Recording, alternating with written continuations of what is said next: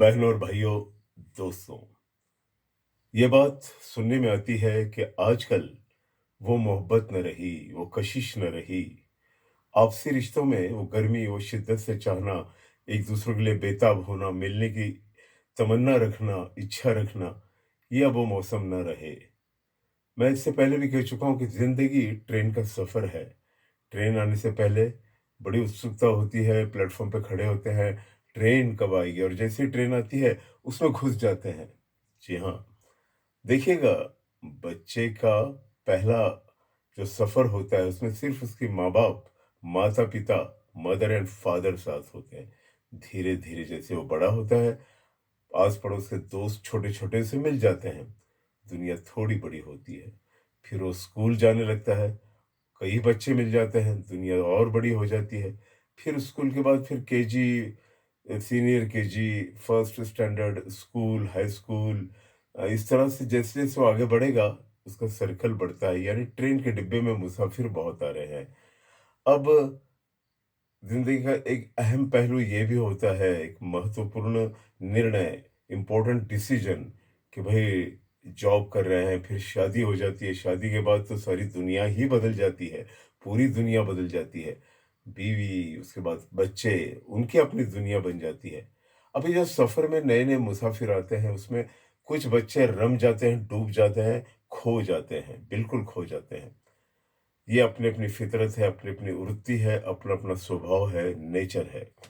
इस भवसागर को चीर कर जो फिर उन रिश्तों को देखता है, मिलता है, चाहता है, उनके साथ कुछ पल बिताता है, उनके संग हमदर्दी, मोहब्बत, आदान-प्रदान बाँटता है, वो इंसान होता है।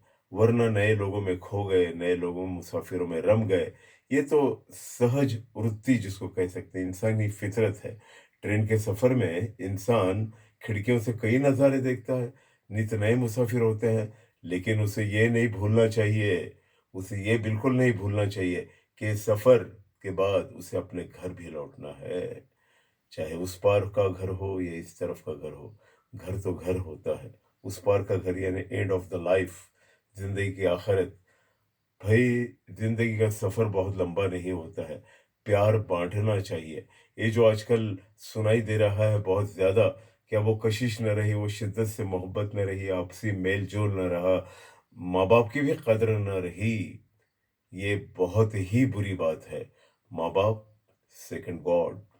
उन्होंने धरती पे आपको लाया है, आँख आपने खोली उनके करम से। अगर वो नहीं होते तो आप भी नहीं होते। माँ-बाप को ही भूल गए।